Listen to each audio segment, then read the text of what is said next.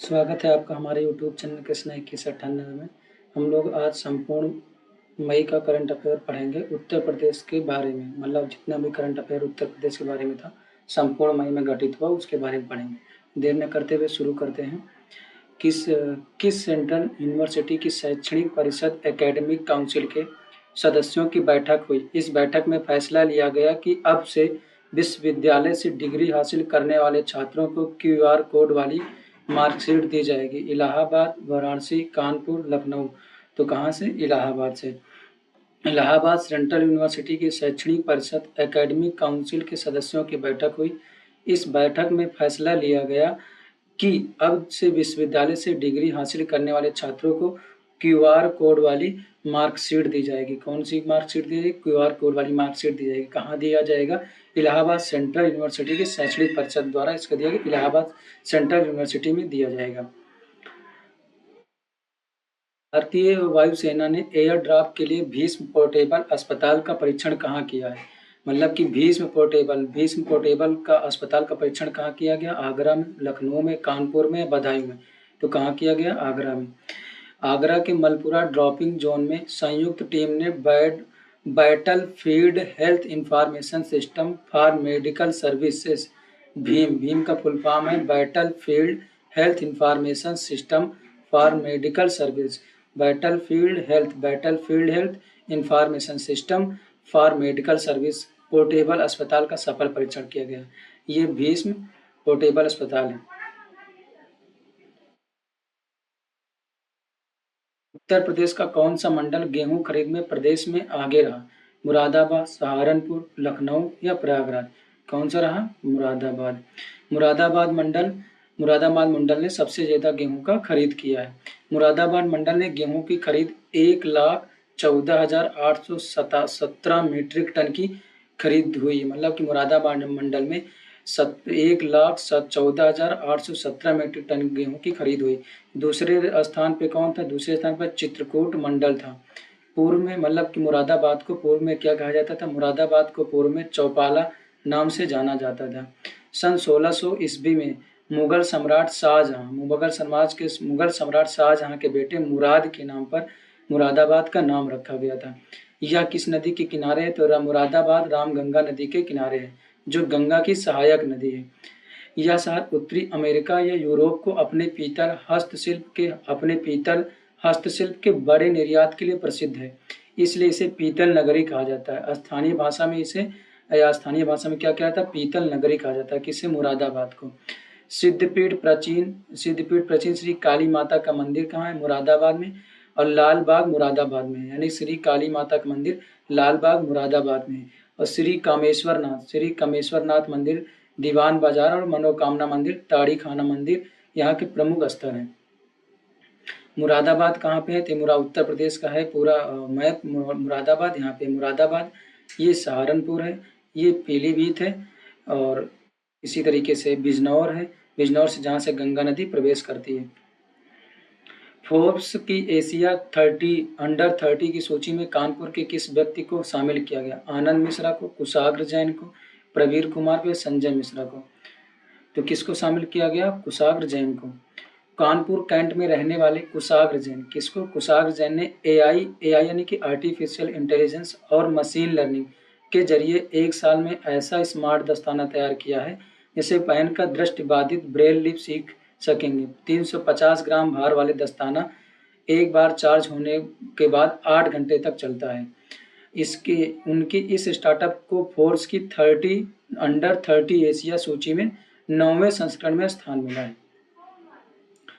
हाल ही में वायुसेना के विशेष बल गरुण कमांडो का प्रशिक्षण के सफल समापन को चिन्हित करने के लिए Garud regiment training centre GRTC Garud regiment training centre वायुसेना स्टेशन चांदी नगर उत्तर प्रदेश में मरून बेरेट सेरेमोनियल परेड आयोजित किया गया।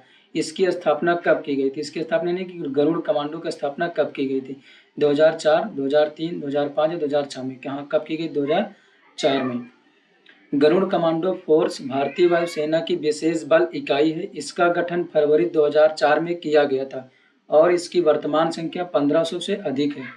अधिक कर्मियों की है। गरुड़ बलों को आपदाओं के दौरान महत्वपूर्ण वायुसेना अड्डों और प्रतिष्ठानों की सुरक्षा, खोज, बचाव एवं आपदा राहत कार्य सौंपा जाता है। वर्ष 2004 में संयुक्त राष्ट्र शांति अभियानों के हिस्सों के रूप में गरुड़ को कांगो में तैनात किया गया था। वर्ष 2004 में कहाँ जिसको तैनात किया? संयुक्त राष्ट्र प्रांत अभियानों के हिस्सों के रूप में गरुड़ के कांगो में तैनात किया गया था।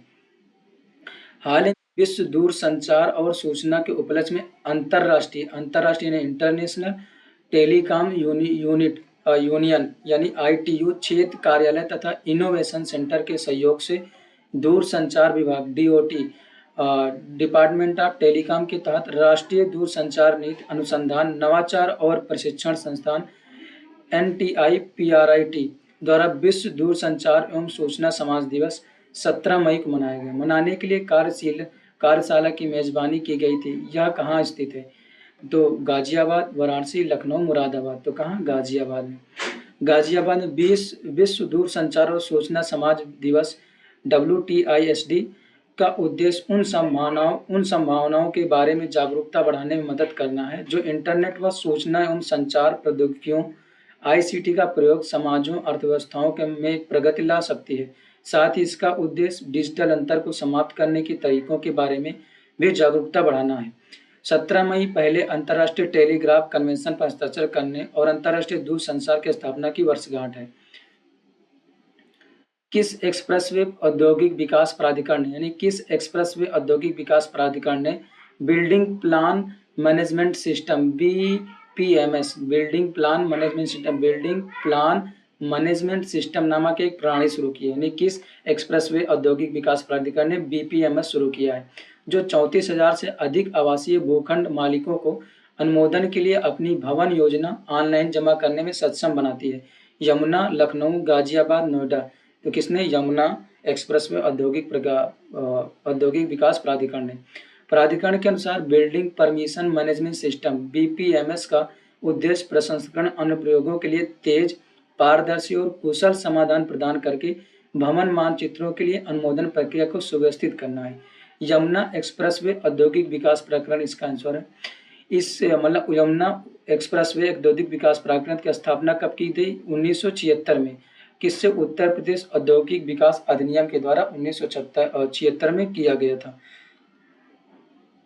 उत्तर प्रदेश सरकार संसदीय चुनाव के बाद कितने जिलों में साइबर पुलिस स्टेशन स्थापित करेगी? तो कितने जिलों में? 45, 50, 57, 75। तो कितने जिलों में करेगी? 57 जिलों में। राज्य सरकार ने राष्ट्रीय और वैश्विक स्तर पर साइबर अपराध की बढ़ती घटनाओं के जवाब में राज्य के सभी 75 जिलों में साइबर पुलिस स्टेशन स्थापित करने का निर्णय लिया है, जबकि 18 मंडलों में साइबर स्टेशन पहले से ही चालू है। पहले से 18 चालू है, तो शेष 57 जिलों में लोकसभा चुनाव के बाद ऐसे स्टेशन स्थापित किए जाएंगे। इन स्टेशनों को अंतिम रूप आदर्श आचार संहिता MCC हटने और आम चुनाव के समापन के बाद किया जाएगा। रुहेलखंड विश्वविद्यालय को विश्वविद्यालय अनुदान आयोग UGC ने प्रथम श्रेणी का दर्जा दिया है। यह कहाँ पर स्थित है? लखनऊ में, बरेली में, रायबरेली या अमरोहा में? तो लखनऊ में रुहेलखंड विश्वविद्यालय कहाँ है? तो रुहेलखंड लगता कहाँ है? जैसे मान लो ये उत्तर प्रदेश है, ये पूरा उत्तर प्रदेश है, तो रुहेलखंड यहाँ लगता है। तो इतने में कहीं पे हो, मतलब ये रुहेलखंड है तो इतने में कहीं पे होगा। तो यहाँ पे जो जिला है तो ना तो अमरोहा, ना तो रायबरेली, ना तो बरेली, ना तो लखनऊ। तो कौन सा है? तो है ये है बरेली में।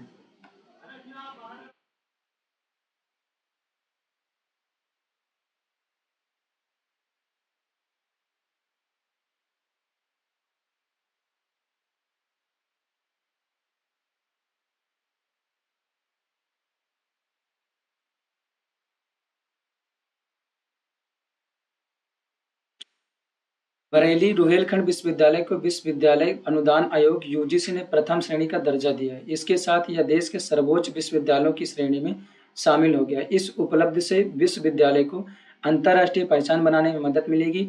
यहाँ ऑनलाइन कोर्सेज शुरू हो सकेंगे, साथ ही UGC के सभी अनुदान मिल सकेंगे। यानी कि रुहेलखंड विश्वविद्यालय कहाँ पे? बरेली में। 21 मई 2024 को उत्तर प्रदेश के आगरा जिले में शैक्षिक नवाचार की समर्थक ने 7 से 12 वर्ष की आयु के बच्चों के बीच वित्तीय शिक्षा को लोकतांत्रिक बनाने और वित्तीय शिक्षा की शिक्षा वित्तीय शिक्षा को लोकतांत्रिक बनाने और उद्यमशीलता को भावना को बढ़ावा देने के लिए लिटिल फ्यूचर फाउंडर्स का अनावरण किसने किया? सोनिया अग्रवाल ने, हर्षित कुमार ने, दोनों ने, इनमें से कुछ ने। तो किसने किया है? सोनिया अग्रवाल ने। 21 मई 2024 को उत्तर प्रदेश के आगरा जिले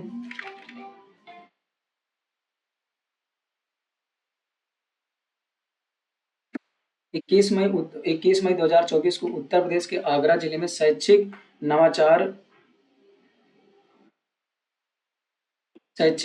समर्थक सोनिया अग्रवाल बजाज ने 7 से 12 वर्ष की आयु के बच्चों के बीच वित्तीय शिक्षा को लोकतांत्रिक बनाने और उद्यमशीलता की भावना को बढ़ावा देने के लिए लिटिल फ्यूचर फाउंडर्स का अनावरण किया है। कहां पर जल्द ही दूसरा सेंटिनल सर्विलांस हॉस्पिटल लैब यानी SHS sentinel service hospital lab स्थापित किए जाने वाला है, जो डेंगू वायरस के निदान के लिए एक महत्वपूर्ण सुविधा केंद्र है। कहाँ? लखनऊ में, प्रयागराज, हरदोई या अमरोहा में? तो कहाँ किया गया? प्रयागराज में। प्रयागराज में जल्द ही दूसरा सेंटिनल सर्विस प्रयागराज में जल्द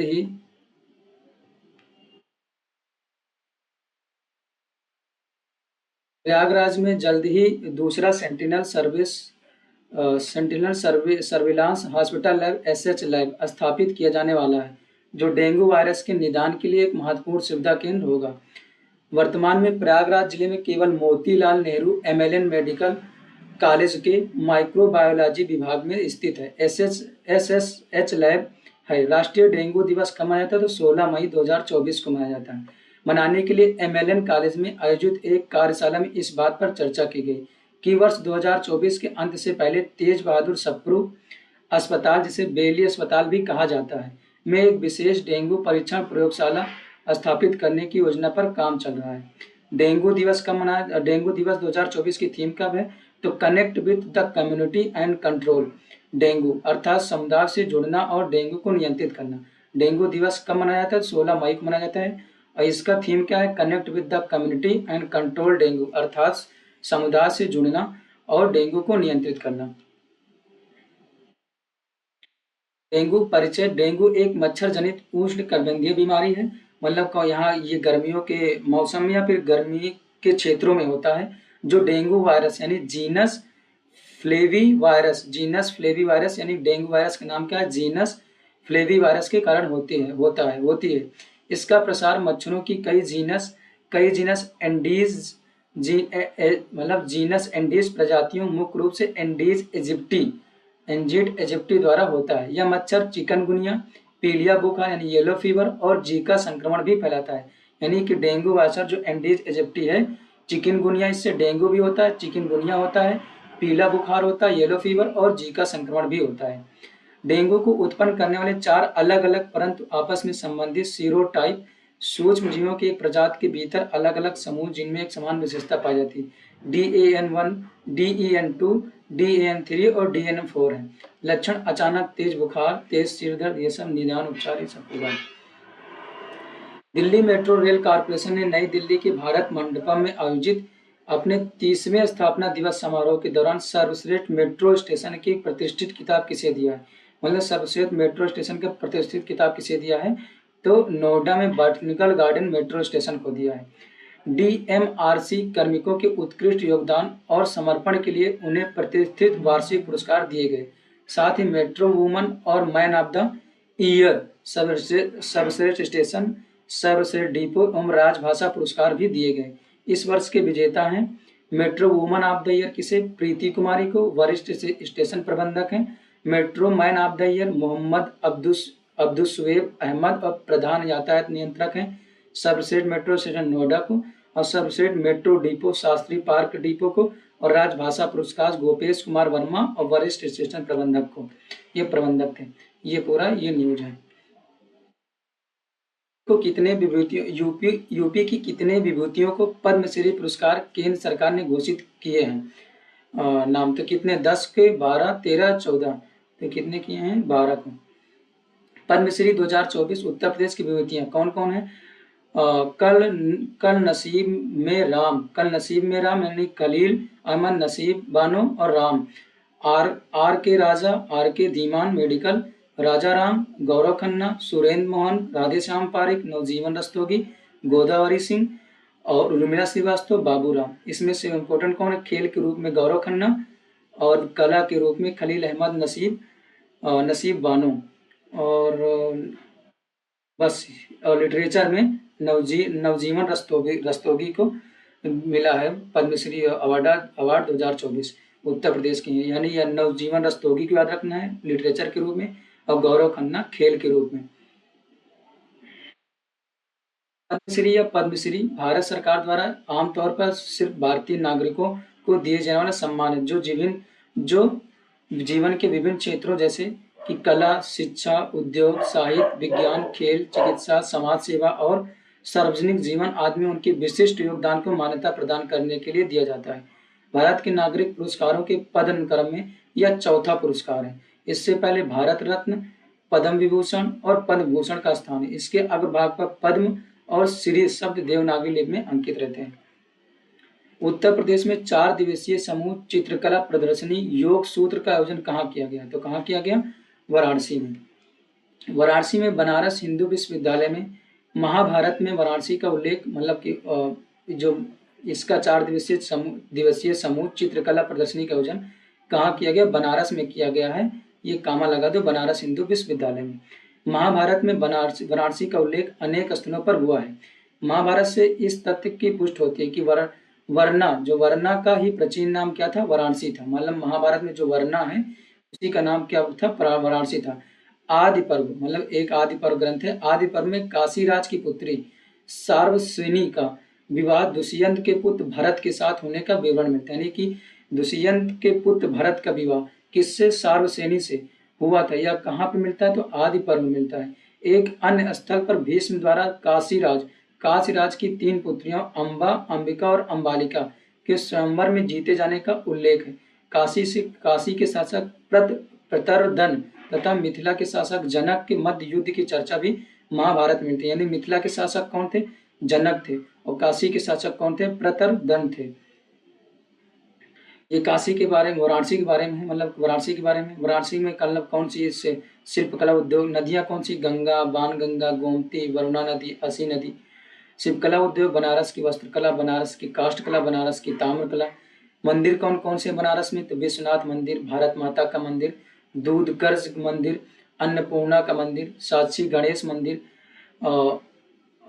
मंदिर काशी विशाल लक्ष्मी मंदिर, केदार मंदिर, विष्णु चरण पादुका मंदिर, भैरव मंदिर, सीता मंदिर, मार्कंडेय महादेव मंदिर, विंध्याचल मंदिर, संकट मोचन मंदिर, दुर्गा मंदिर, मानस मंदिर, कर्मेश्वर मंदिर, गुरुधाम मंदिर, रविदास मंदिर, बालाजी मंदिर, रूरू भैरव मंदिर और रामेश्वर मंदिर। कुंड कौन कौन से? लोलार कुंड है, दुर्गा कुंड, बेनिया कुंड, बकरिया कुंड, लक्ष्मी कुंड, कुरुक्षेत्र कुंड, क्रीम कुंड, पितृ कुंड, विमल कुंड, राम कुंड, सूरज कुंड, कर्ण घंटा सरोवर, मातृ कुंड, राम कटोरा कुंड, मत्स्योदरी तालाब, कपाल मोचन तालाब, वैतरणी तालाब और वृद्धकाल कूप। अन्य क्या? अखाड़ा, सपूर, खलीफा है। उत्तर प्रदेश में कहाँ बन रहा यूपी का पहला ट्रैफिक पार्क? बच्चों में कराई जाएगी ड्राइविंग। मतलब कहाँ पे बच्चों को ड्राइविंग कराई जाएगी? तो बच्चों को कहाँ ड्राइविंग कराई जाएगी? प्रयागराज में। प्रयागराज में बन रहा यूपी का पहला ट्रैफिक पार्क, बच्चों में कराई जाएगी ड्राइविंग। ये पूरा एकदम पढ़ लेना इसको। MQ-9B ड्रोन LAC पर निगरानी क्षमता में होगा इजाफा। इन हाईवे अड्डों पर प्रेडेटर ड्रोन तैनात करने की योजना कहाँ की जा रही है? मतलब जो ये याद रखना कि MQ-9B ड्रोन जो LAC लाइन एक्चुअल कंट्रोल पर निगरानी क्षमता में होगा, मतलब निगरानी क्षमता में इजाफा करेगा। इन हवाई अड्डों पर प्रेडेटर ड्रोन तैनात करने की योजना कहाँ की जा रही है? तो गोरखपुर, लखनऊ, पीलीभीत, बहराइच। कहाँ? गोरखपुर में। सरसावा, भारतीय सेना और वायुसेना लद्दाख से लेकर अरुणाचल प्रदेश तक चीन के साथ वास्तविक नियंत्रण रेखा पर निगरानी क्षमता बढ़ाने के लिए उत्तर प्रदेश के सरसावा, गोरखपुर में हवाई अड्डे पर संयुक्त रूप से MQ-9B प्रेडेटर ड्रोन तैनात किया जाना है। ये याद रखना कि MQ-9B प्रेडेटर ड्रोन कहाँ तैयार किया गया है? तो सरसावा गोरखपुर में योजना बना रही। अमेरिका से 931 MQ-9 ड्रोन खरीदे जा रहे, तो कितने MQ-9 ड्रोन खरीदे जाएंगे? 31। इनमें से नौसेना की ओर से 15 ड्रोन समुद्री क्षेत्र की निगरानी के लिए तैनात किए जाएंगे। प्रसिद्ध हिंदी विद्वान और भगवान कृष्ण के भक्त श्री वल्लभाचार्य जी की जयंती मनाई गई। इनका जन्म कहाँ हुआ था? तो वल्लभाचार्य का जन्म कहाँ हुआ था? बनारसी, मथुरा, आगरा, प्रयागराज। तो कहाँ हुआ था? मथुरा। तो मथुरा में थे, मगर मथुरा में ज्यादा ही रहे, मगर जन्म कहाँ हुआ? वाराणसी में। वाराणसी में 4 मई 2024 को मनाई जाने वाली वल्लभाचार्य जयंती, यानी वल्लभाचार्य जयंती कब मनाई जाती है? 4 मई को। प्रसिद्ध हिंदू विद्वान और भगवान कृष्ण के भक्त श्री वल्लभाचार्य 1489 से 1531 ईस्वी को समर्पित है। वल्लभाचार्य को वेदों और उपनिषदों का अच्छा ज्ञान था। उन्हें वल्लभ तथा महाप्रभु वल्लभाचार्य की उपाधि दी गई है। वल्लभाचार्य ने शुद्ध अद्वैत या शुद्ध अद्वैतवाद का दर्शन प्रतिपादित किया। उन्होंने भारत के ब्रज क्षेत्र में कृष्ण केंद्रित पंथ वैष्णववाद के पुष्ट संप्रदाय की भी स्थापना की। वल्लभाचार्य का जन्म कब हुआ? 1479 में एक तेलुगु ब्राह्मण परिवार में हुआ था। लेखन में उनकी काफी रुचि थी और उन्होंने अपने जीवन काल में कई साहित्यिक ग्रंथों की रचना की, जिन्हें 16 स्वतंत्र ग्रंथ के रूप में षोडश ग्रंथ भी शामिल है। कहाँ गया? शुद्ध देवतावाद। हाँ, ये याद रखना, शुद्ध अद्वैतवाद दर्शन का प्रतिपादन भी इन्होंने किया था। ये इंपॉर्टेंट है कि शुद्ध अद्वैतवाद का प्रतिपादन किसने किया था? शुद्ध अद्वैतवाद का दर्शन का प्रतिपादन वल्लभाचार्य ने किया था।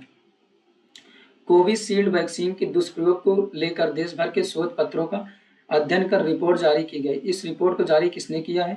KGMU यानी कि Kings George medical university, Kanpur university, BHU Banaras Hindu university, इनमें से कोई नहीं। तो किसने किया था? KGMU university. KGMU यानी कि King George medical university reports denies Covishield sides effect. KGMU के न्यूरोलॉजी विभाग ने देश भर के शोध पत्रों का अध्ययन कर एक रिपोर्ट जारी की। रिपोर्ट के अनुसार 2 साल बाद ब्लड क्लॉटिंग, दिल का दौरा पड़ने व न्यूरो से संबंधित बीमारियों की आशंका ना के बराबर है, यानी ना के बराबर है। कितने लोगों को पड़ा था? तो 136 लोगों का, मतलब पूरे देश में करोड़ों लोगों की में से महज 136 लोगों को परेशानी हुई थी। ये वन लाइनर, महत्वपूर्ण वन लाइनर है। 2 मई 2024 को मीडिया से मिली जानकारी के अनुसार उत्तर प्रदेश में वाटर स्पोर्ट का संचालन कहाँ किया जाएगा? तो वाराणसी के नमो घाट में। 1 मई 2024 को UGC ने उत्तर प्रदेश के किस विद्यालय ज्योतिबा फूले बरेली को, ये पढ़ा चुके हैं। अंडर 20 एशिया कप में उत्तर प्रदेश के भदोही जिले की युवा खिलाड़ी विकास बिंद, किसने? विकास बिंद ने 3000 मीटर के दौड़ में कांस्य पदक जीता। यह कहाँ आयोजित हुआ था? तो यह दुबई में आयोजित हुआ था। लखनऊ में उत्तर प्रदेश संगीत नाटक अकादमी की ओर से आयोजित उल्लास उत्सव में सम्मानित किया गया कथक नृत्यांगना परिधि घोष को। किसको सम्मानित किया गया? कथक नृत्यांगना परिधि घोष को। और कहाँ हुआ था? लखनऊ में। कौन सा? लखनऊ की ओर से आयोजित उल्लास उत्सव कहाँ हुआ? उत्तर प्रदेश के संगीत नाटक अकादमी की ओर से आयोजित उल्लास उत्सव में कथक नृत्यांगना परिधि को सम्मानित किया गया है। फिर श्री काशी विश्वनाथ विशेष क्षेत्र विकास बोर्ड ने महाशिवरात्रि, अरे भाई एक मिनट,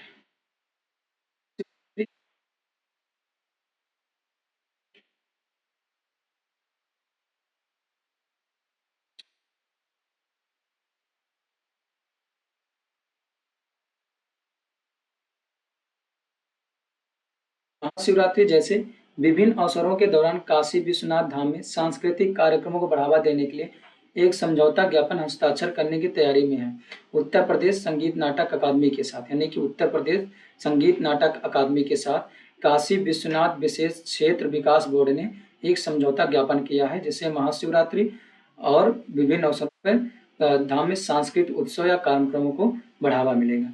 उत्तर प्रदेश राज्य विज्ञान शिक्षा संस्थानों के विशेषज्ञों ने प्राथमिक स्कूल के बच्चों के लिए प्राचीन से लेकर आधुनिक काल तक के भारतीय वैज्ञानिकों और गणितज्ञों के बारे में जानकारी देने वाली एक सप्लीमेंट्री पुस्तक तैयार की है। वह पुस्तक है हमारे महान वैज्ञानिकों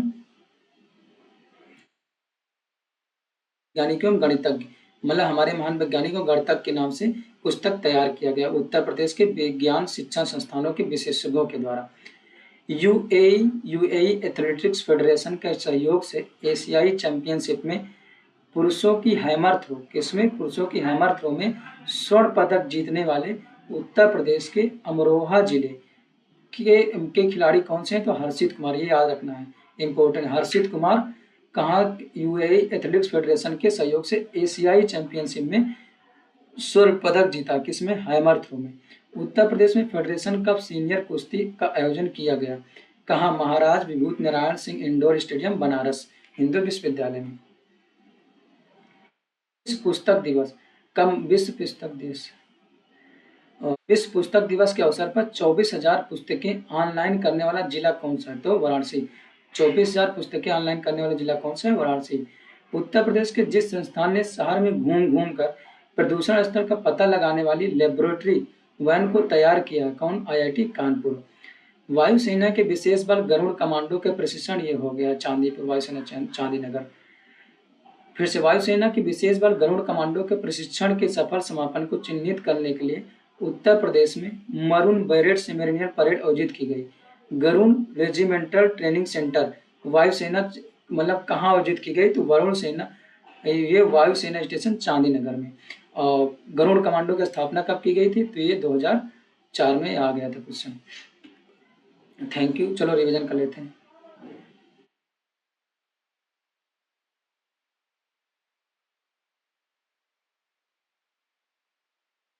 किस किस सेंट्रल यूनिवर्सिटी के शैक्षणिक परिषद एकेडमिक काउंसिल के सदस्यों की बैठक हुई? इस बैठक में फैसला लिया गया कि अब क्यूआर कोड कहाँ दिया जाएगा? तो इलाहाबाद यूनिवर्सिटी में। और भारतीय वायुसेना ने एयर ड्रॉप कहाँ? एयर ड्रॉप के भीम पोर्टेबल का भीम पोर्टेबल अस्पताल का कहाँ परीक्षण किया था? आगरा में। सबसे ज्यादा गेहूं खरीदा था किसने? मुरादाबाद ने। एशिया अंडर 30 की सूची में कानपुर के किस व्यक्ति को शामिल किया गया है? तो कुशाग्र जैन को। हाल ही में वायुसेना की विशेष बल गरुड़ कमांडो की स्थापना कब की गई? तो अभी बताया 2004 में।